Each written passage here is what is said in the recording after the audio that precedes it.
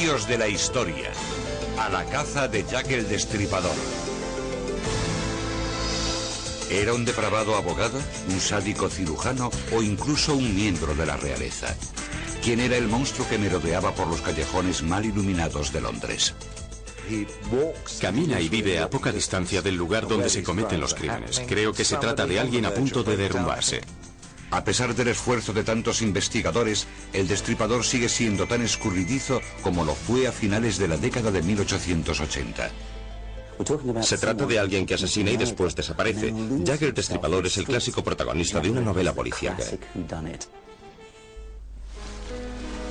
El Londres actual se parece bien poco a la ciudad que atormentó Jack el Destripador. El alumbrado de gas y los hermosos carruajes que salpicaban la ciudad hace mucho que han desaparecido, reemplazados por grandes estructuras de cemento y cristal. Uno de los pocos edificios que quedan de la época del violento reinado del Destripador es un pequeño y modesto convento, testigo solitario del mal que azotó el East End londinense hace tantos años. En 1888, el East End londinense no es más que un gueto que ocupa una extensión de 2 kilómetros cuadrados. Las andrajosas masas que lo consideran su hogar deben luchar día a día por sobrevivir.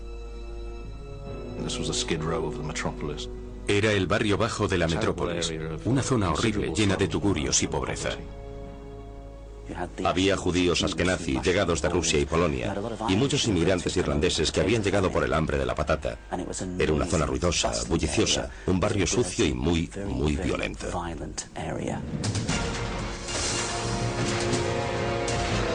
Los crímenes violentos eran algo común en los distritos de Whitechapel y Spitalfields, pero una serie brutal de asaltos y asesinatos cometidos entre abril y principios de agosto de 1888 llamaron la atención del público. Entre las víctimas se encuentra Emma Smith, una mujer de 45 años que el 3 de abril es atacada con un instrumento contundente. Muere al día siguiente.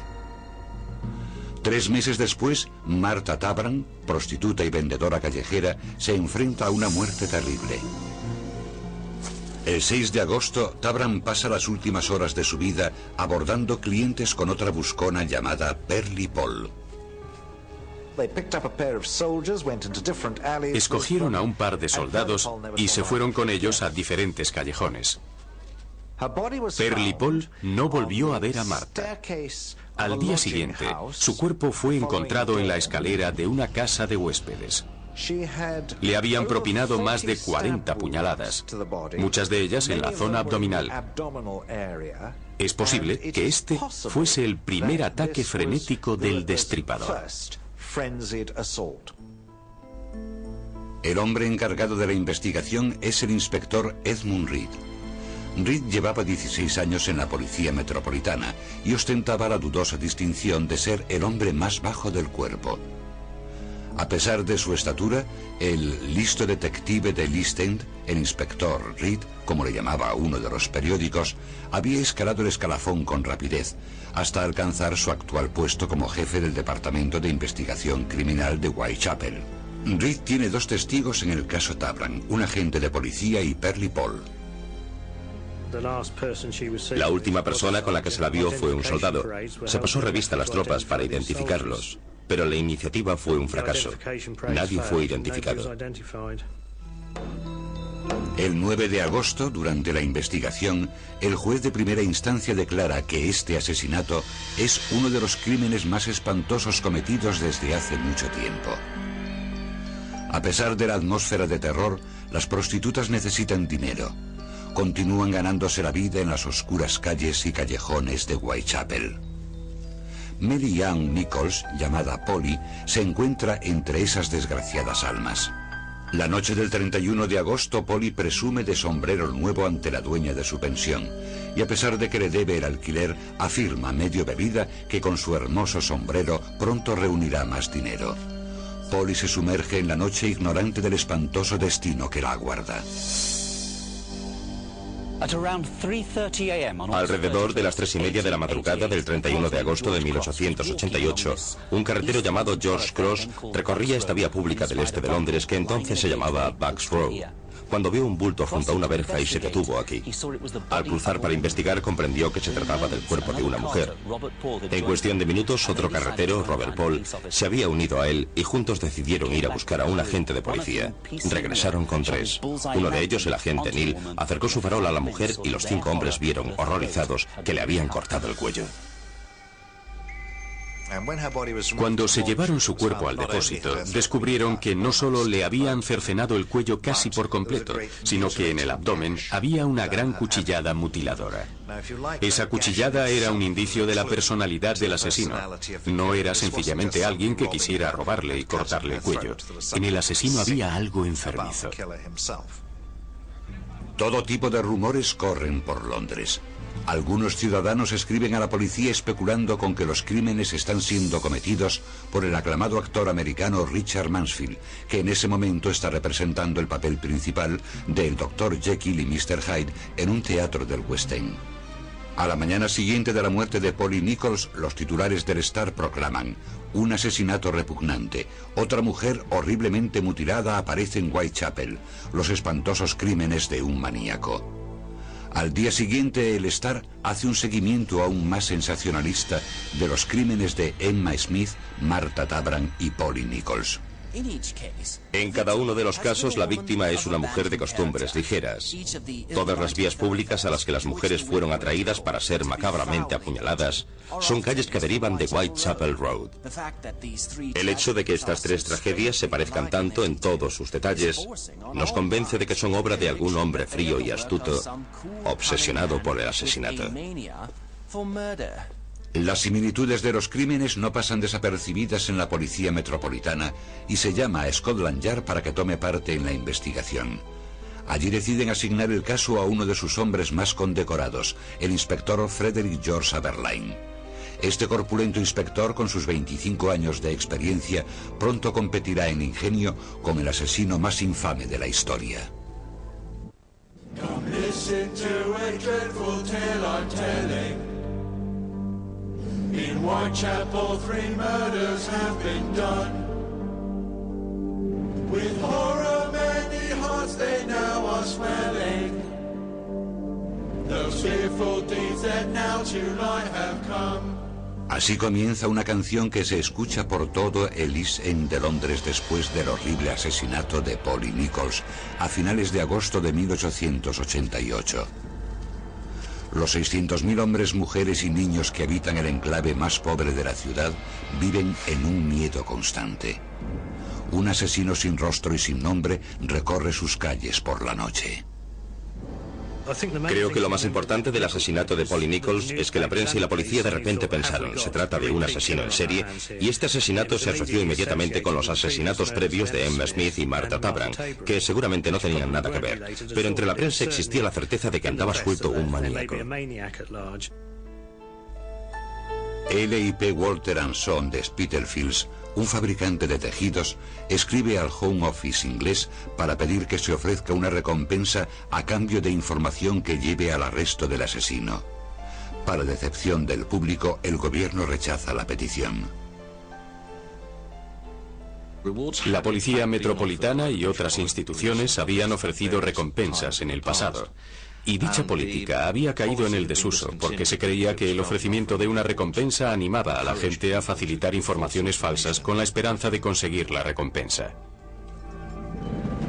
El inspector Frederick Aberline de Scotland Yard y el inspector Edmund Reed de la división de Whitechapel, junto con sus hombres, buscan metódicamente al asesino. La prensa examina a fondo cada uno de sus movimientos. La presión ejercida sobre la policía era terrible. En parte no tenía que ver con el cuerpo. Estaban a punto de celebrarse las primeras elecciones al Ayuntamiento de Londres y el Partido Radical tenía esperanzas de ganar en el East End. Sus líderes comprendieron que los sórdidos asesinatos cometidos en la zona les ofrecían la oportunidad de decir en los periódicos: miren qué condiciones sociales hay aquí, miren lo que hace el gobierno, nada, vote a los radicales. Los policías tienen poco tiempo para preocuparse por las maniobras políticas. Se esfuerzan por atrapar al culpable antes de que mate de nuevo. El 5 de septiembre, el Star identifica a su principal sospechoso, un haragán conocido como Leather Apron, mandil de cuero. Se produjo un revuelo relativo a alguien apodado Mandil de Cuero. Mandil de Cuero amenazaba a las prostitutas de la zona y les quitaba el dinero a punta de navaja. Un buen número de prostitutas pensaba que ese hombre bien podría ser el destripador. Lo importante es que se supo que Mandil de Cuero era judío, lo que a punto estuvo de provocar disturbios antisemitas al sugerirse que un judío estaba cometiendo los asesinatos. Y mientras la tensión va en aumento y se intensifica la búsqueda de Mandil de Cuero, el asesino ataca de nuevo, el 8 de septiembre, antes del amanecer. Su víctima es una prostituta de 47 años, Annie Chapman. Fue en el patio del número 29 de Hambury Street y por supuesto la había mutilado. Había abierto la cavidad abdominal por completo. El aparato genital de la víctima estaba sobre su hombro. Le había extirpado el útero y se lo había llevado. Le había cortado el cuello. No resultaba nada agradable.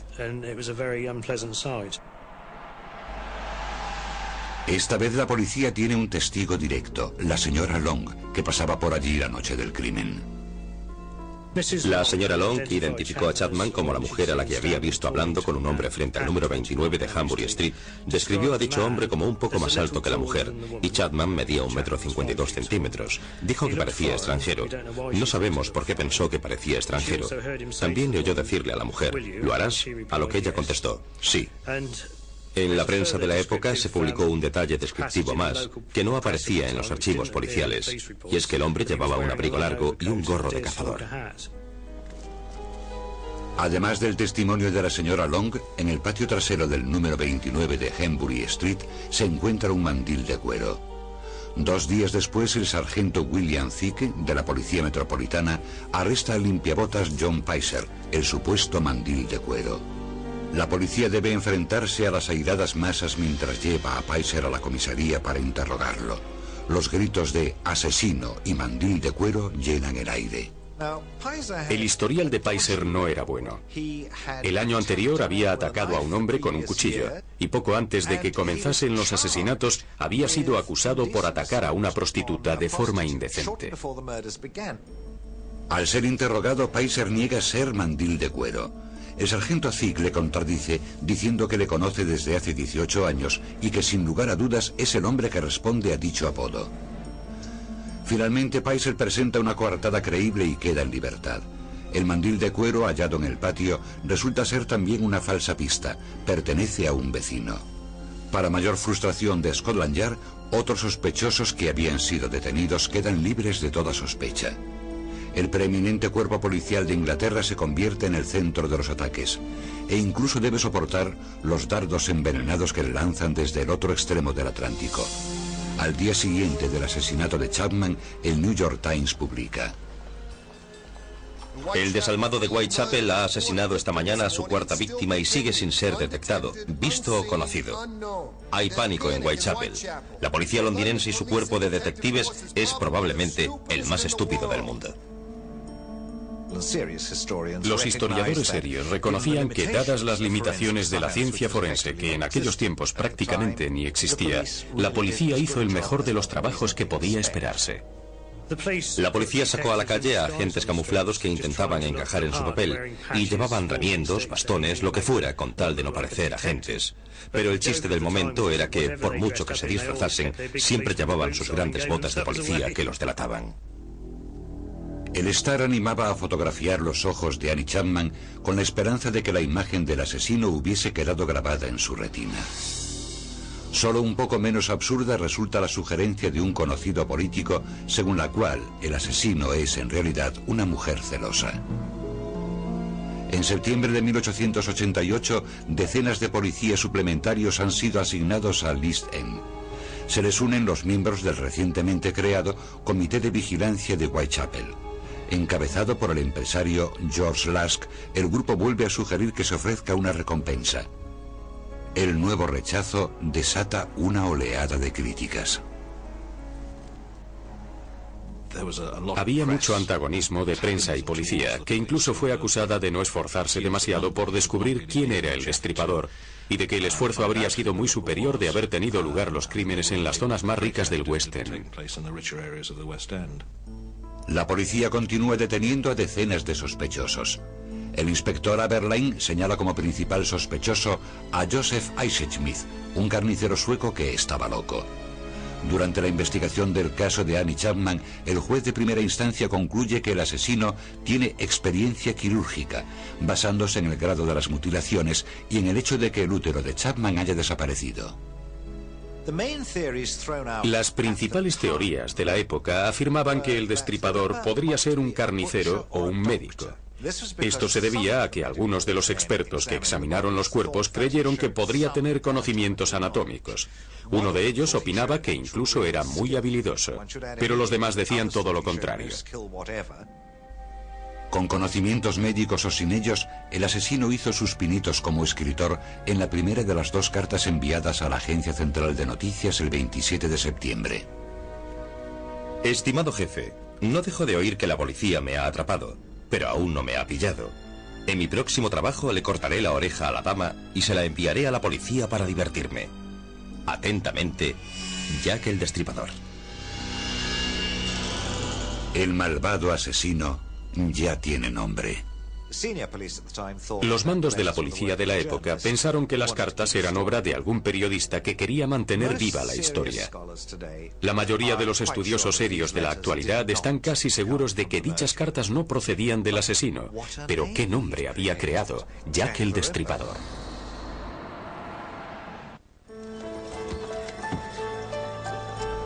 ...24 de septiembre de 1888... El autor de teatro George Bernard Shaw publica una ácida carta en el Star protestando por las condiciones de vida en el East End. ¿Permitirán que haga un comentario acerca del éxito del asesino de Whitechapel a la hora de atraer la atención por un momento hacia la cuestión social? Mientras nosotros, los demócratas sociales convencionales, perdíamos el tiempo en educación, agitación y organización, un genio independiente ha decidido actuar por su cuenta.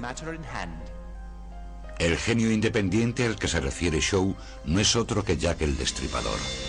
En una carta enviada a la Agencia Central de Noticias fechada el 27 de septiembre, este presume encantado: mi cuchillo está tan bien afilado que quiero ponerme manos a la obra ahora mismo. La carta es entregada a Scotland Yard, donde se cree que su autor podría no ser inglés. Se pensó que podría ser americano. Esto surgió a raíz de las cartas del famoso Jack el Destripador, usando frases que en la época se consideraban americanismos, sobre todo el encabezamiento: estimado jefe. Sea cual fuere su nacionalidad, el destripador cumple su amenaza de ponerse manos a la obra ahora mismo. A la 1 de la madrugada del 30 de septiembre, un carretero llamado Louis Dimschut llevó su carro hasta la parte trasera del Club de Obreros Judíos y Polacos, situado en el número 13 de Berners Street, en el lugar que ahora ocupa este almacén. Al hacerlo, su pony se asustó y se dirigió hacia la derecha. Dimschut se bajó para ver qué había molestado al animal y descubrió el cuerpo de la 4ª víctima de Jack el Destripador, Elizabeth Stride.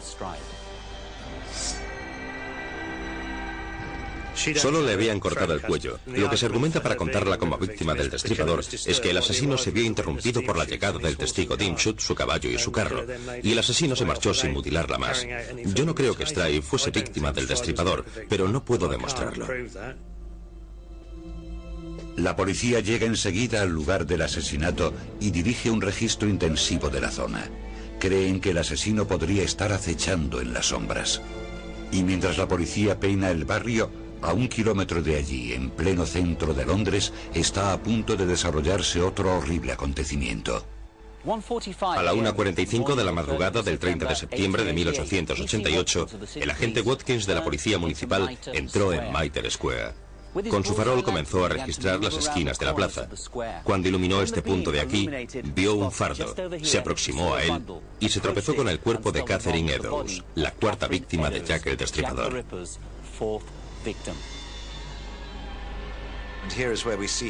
Aquí es donde le vemos coger el ritmo. Realiza una actividad post-mortem obsesiva y muy detallada al atacar la cara.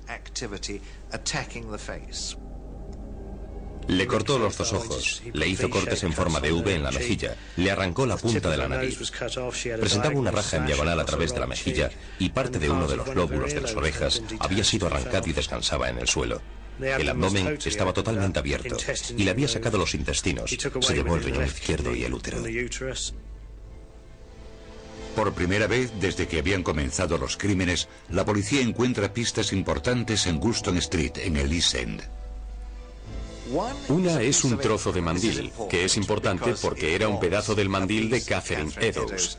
Él lo había utilizado para limpiarse las manos y estaba lleno de sangre y de restos del interior del cuerpo de la víctima. La segunda pista es un enigmático mensaje garabateado con tiza en un muro próximo. Los judíos son los que no serán culpados de nada. Creo que la explicación a la frase del muro de Goldstone Street es que se trataba de una simple pintada. Yo creo que no tenía nada que ver con el caso. No hay duda de que el mandil era de Eddowes, pero seguramente la frase ya estaba escrita en el muro desde antes. A pesar de las objeciones presentadas por la policía de la City, el comisario de la Policía Metropolitana, Sir Charles Warren, ordena que el mensaje sea borrado. Creía que cualquier cosa relacionada con los judíos y próxima a una pista auténtica del destripador podría desencadenar una revuelta antisemita que ya había amenazado con estallar cuando se supo que la policía buscaba a un judío. Aparecen varios testigos que han visto a ambas mujeres poco antes de sus muertes. Israel Schwartz, inmigrante húngaro, presencia cómo un hombre asalta a Elizabeth Stride minutos antes de ser asesinada. Schwartz llega a describir al atacante de Stride como un hombre de 1,67 de altura, ropa y pelo oscuros, un pequeño bigote marrón y gorra de visera. Mientras, en el caso de Catherine Eddowes, también hay un testigo. El hombre al que Joseph Lawindy ve con Eddowes se diferencia mucho del atildado desconocido al que hoy asociamos con Jack el Destripador. A cualquiera que se le mencione el nombre de Jack el Destripador, se le presenta la imagen de un hombre con sombrero de copa y un maletín, acechando en las sombras en busca de una inocente presa. Pero no sería ese su aspecto. Si alguien así se hubiese acercado a las prostitutas en esos momentos de pánico, habrían gritado para llamar la atención. Por las descripciones sabemos que llevaba un gorro de visera y que seguramente vestía un chaquetón de marinero y una bufanda holgada alrededor del cuello. De parecerse a alguien, sería a un marino. Se trata de alguien que asesina y después desaparece en las calles, donde habría alrededor de 10.000 personas. Para lograrlo, tiene que haber sido alguien que no se diferenciara de la multitud. ¿Cómo es capaz el destripador de cometer tan horribles mutilaciones y después escapar sin estar cubierto de sangre? El detective Edmund Reed describió más adelante la frustración de la policía y el astuto modus operandi del asesino. La posición de la sangre y del cuerpo mostraban que él le había cortado el cuello con la mano derecha, de derecha a izquierda, haciendo que la sangre saliese despedida en dirección contraria a donde él se hallaba, por lo que probablemente sus ropas no se mancharían de sangre. Una de las principales dificultades del caso radicaba en que el ingenio sobrepasaba a la razón. A la mañana siguiente del doble asesinato, la Agencia Central de Noticias recibe una provocadora tarjeta de Jack el Destripador. Está escrita en tinta roja y coincide con la letra de su correspondencia previa. Se cree que la carta fue escrita el 30 de septiembre, fecha de los crímenes. No bromeaba, estimado jefe, cuando le di el chivatazo. Mañana tendrá noticias del trabajo del bueno de Jack. Esta vez la cosa es doble. La primera chilló un poco y no pude rematarla. No me dio tiempo a quitarle la oreja para la policía. Gracias por retener mi última carta hasta que volví al trabajo. Jack el Destripador. El mismo día en que llega la carta, el alcalde de Londres ofrece una recompensa de 500 libras por cualquier información que lleve a la condena del asesino de Catherine Eddowes. Recibe casi 1.400 pistas. El miedo al destripador lleva a muchas prostitutas a abandonar su trabajo nocturno. Scotland Yard incrementa el número de hombres patrullando de 27 a 89. Mientras hacen su ronda, los policías están como mucho a 15 minutos de distancia unos de otros. Se publican copias de las dos cartas y se pegan sus reproducciones por todo el East End con la esperanza de que alguien reconozca la letra. El 16 de octubre, George Lusk, jefe del Comité de Vigilancia de Whitechapel, recibe un misterioso paquete por correo. Era una pequeña caja de cartón que contenía medio riñón humano longitudinalmente dividido y una carta desde el infierno, afirmando que se trataba de la mitad del riñón que le había extirpado a una de las mujeres y que él había conservado. No iba firmada con nombre alguno, sencillamente decía: atrápenme si pueden. La única carta que, según algunos expertos de la actualidad, podría ser auténtica es la carta de Lusk. Pero lo del riñón es otra de las cosas que no está muy clara. Durante mucho tiempo todos creíamos que era falso, pero no hace mucho, Nick Warren, editor de Riperana, que es cirujano, ha estudiado a fondo el informe médico de Catherine Eddowes, y existen motivos médicos para pensar que el riñón pudo haber sido de Catherine Eddowes. Mientras Lusk recibe tan macabro paquete, Scotland Yard y la policía municipal detienen a más de 80 sospechosos e investigan cientos de pistas. A medida que pasan las semanas, el miedo disminuye y muchas de las más de 1.200 prostitutas regresan a sus rondas nocturnas. Este hecho le viene al pelo a tan oportunista asesino y es lamentado por el inspector jefe Henry Moore, colega de Aberline. Lo que se lo facilita tanto es que las mujeres lo guían voluntariamente al lugar donde ellas saben que hay menos posibilidades de ser interrumpidos. No tiene que esperar a que le surja una oportunidad. Ellas se la ponen en bandeja. Mary Jane Kelly no es una de esas mujeres, aunque trabaja como prostituta. La atractiva joven de 25 años recibe a sus clientes en su pensión de Miller's Court. Aún debe la renta, por lo que continúa trabajando a pesar del hecho de que un asesino anda suelto. A primeras horas de la mañana del 9 de noviembre, un hombre que lleva un paquete y que después sería descrito como de aspecto extranjero, con un bigote pelirrojo, entra en el cuarto de Mary Jane Kelly. Un par de horas después, los vecinos afirman haber oído un grito de asesinato, pero nadie hace nada. A las 10 de la mañana del 9 de noviembre de 1888, un cobrador de la renta llegó a Dorset Street, que estaba arrasada por los últimos acontecimientos. Accedió a Miller's Court y llamó a la puerta de la planta baja. Nadie contestó.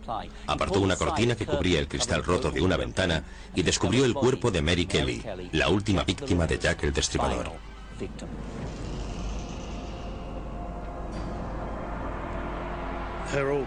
Sus órganos estaban esparcidos por toda la cama y había trozos de carne sobre la mesilla de noche. Le había cortado los muslos hasta el fémur. La había dejado virtualmente sin cara. En el caso de Kelly, si le extirpó algún órgano y se lo llevó, fue el corazón, y no como en los dos casos anteriores, el útero. Era un espectáculo terrible. Al menos 5 mujeres han muerto a manos de Jack. Una turbada reina Victoria telegrafía al primer ministro exigiendo que se lleve a cabo alguna acción categórica. El Consejo de Ministros autoriza el perdón para cualquiera que se declare cómplice del asesino de Kelly. Mientras Scotland Yard vuelve a aumentar el número de sus patrullas de 89 a 143 hombres. Pero no basta, y además ya es tarde, porque los crímenes cesan de forma misteriosa. ¿O no? Durante un periodo de 8 meses en 1888, al menos 5 e incluso 8 asesinatos le son atribuidos a Jack el Destripador. Después del espantoso crimen de Mary Jane Kelly, en noviembre de ese mismo año, la policía se refuerza para el próximo acto maligno del loco. Pero misteriosamente, los asesinatos se detienen. No existen dudas de que los asesinatos cesaran, ya sea porque el asesino murió o porque fuera arrestado, encarcelado o no pudiese moverse por algún otro motivo. También es posible que se mudase a otro lugar y sus nuevos asesinatos pasasen desapercibidos. No existen otros motivos por los que los asesinatos de este tipo dejan de cometerse.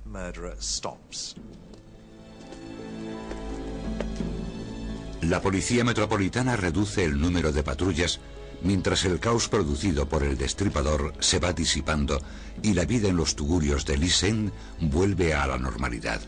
O eso parece. El pensar que los asesinatos acabaron después de noviembre de 1888 es un error muy común, porque tenemos el asesinato de Alice Mackenzie el 17 de julio de 1889. La última víctima fue Francis Coles, el 13 de febrero de 1891. ¿Es posible que Jack el Destripador haya vuelto después de un respiro de 7 meses de sus sangrientos y violentos actos?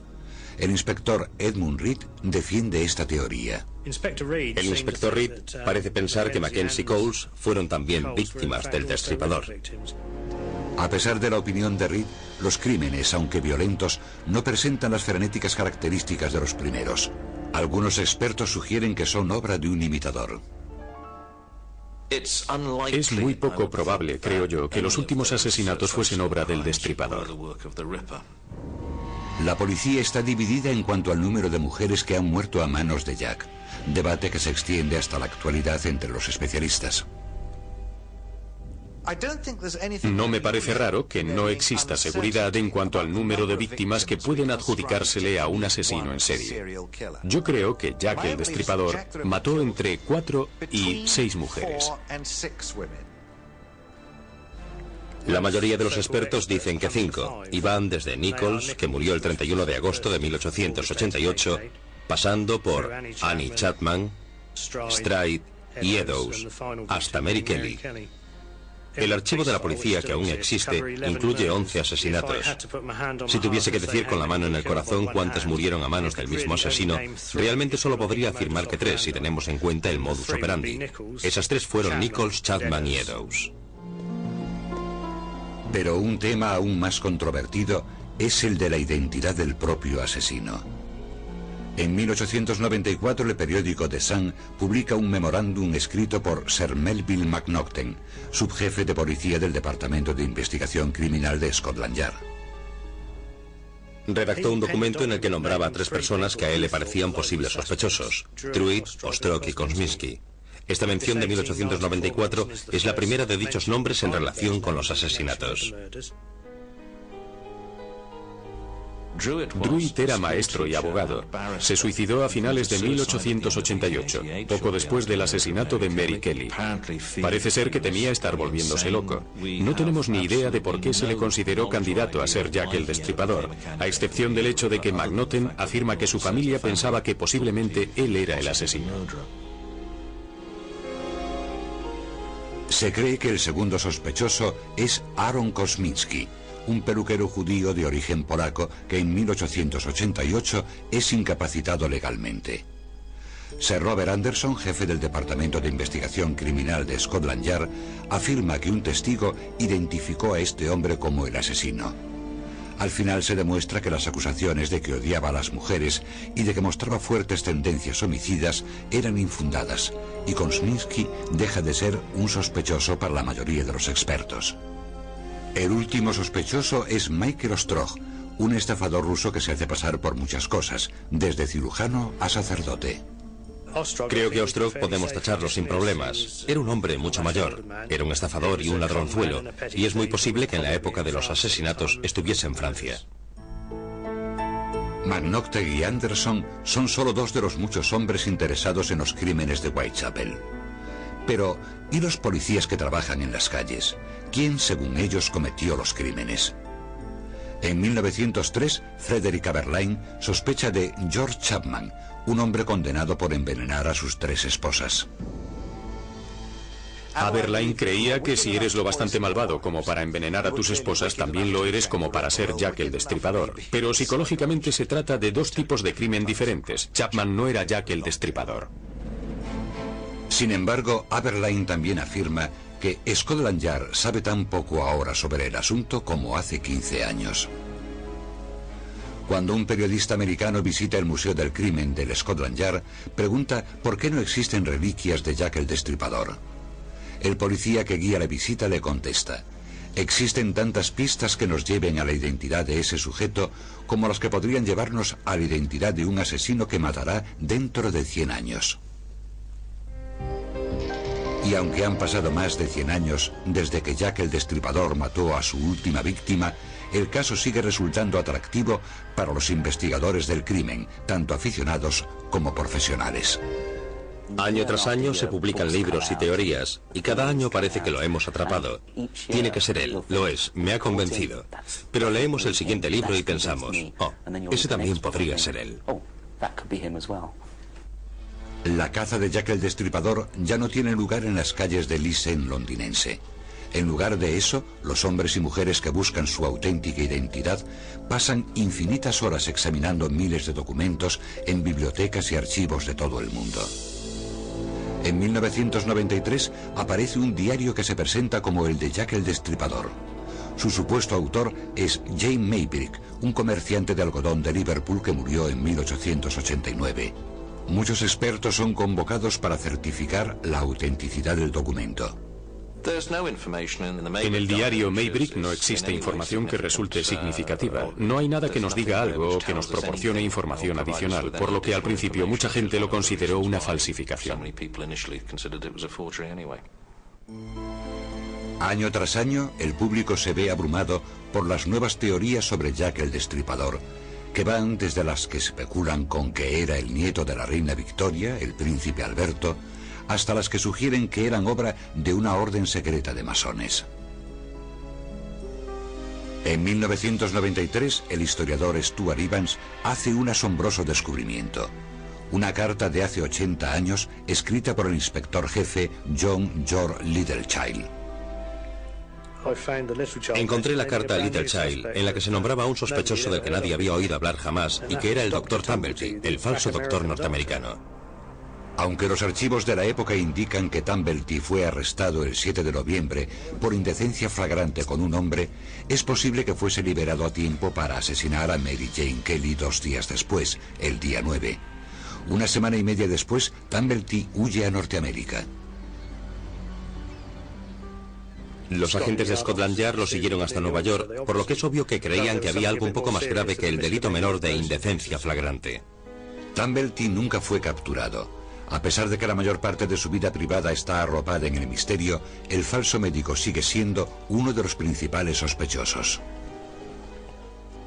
Si me pidiera mi opinión en relación al aspecto del destripador, para mí sería alguien muy similar a Tumblety, que era un gran misógino, odiaba a las prostitutas. Si creemos lo que se dice, en los Estados Unidos tenía una colección anatómica de úteros metidos en frascos de cristal. Cumple con todos los requisitos. Yo creo que Tumblety es el tipo de hombre correcto. Al igual que ocurre en casi todas las demás facetas, hay controversia en cuanto a la viabilidad de Tumblety como sospechoso, sobre todo debido a su supuesta homosexualidad. Los asesinos en serie homosexuales matan a otros hombres, no matan mujeres. En el caso del destripador no hay duda de que se trata de un heterosexual y no de alguien como el Dr. Tumblety. Y si no es Tumblety, ¿quiénes son actualmente los principales sospechosos? ¿De verdad era Jack el Destripador un loco que vivía en el East End? Creo que Jack el Destripador era probablemente un hombre al que la policía ingresó en el manicomio bajo el nombre de David Cohen. Ingresó precisamente en el momento en el que cesaron los crímenes. Era un extranjero pobre, un inmigrante judío de Whitechapel, y fue el hombre más violento que aparece en los archivos del manicomio de Kearney Hatch en los 2 años siguientes a su ingreso.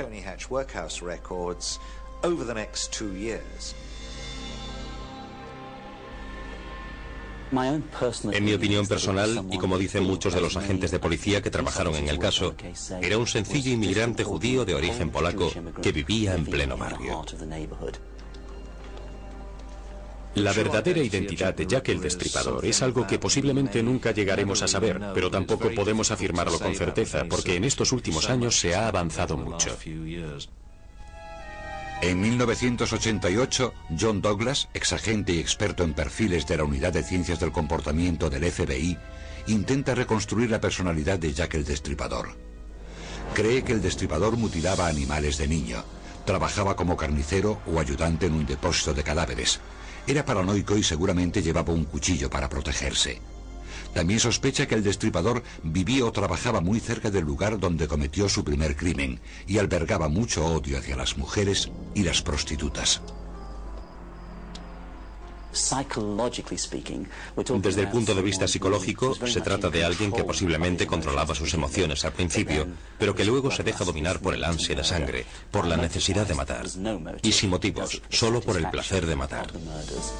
Teniendo en cuenta los avances en el campo de la criminología y de la realización de perfiles psicológicos, junto con las investigaciones de los historiadores, puede que un día conozcamos la auténtica identidad de Jack el Destripador. Hasta entonces deberemos contentarnos con una horrible leyenda que a cada día que pasa crece más y más. Las calles victorianas con su alumbrado de gas, las gentes victorianas, los hermosos cabriolés, es el romance de esa época y el nombre mágico Jack el Destripador. A todo el mundo le gustan los protagonistas de las novelas policíacas y Jack el Destripador lo era.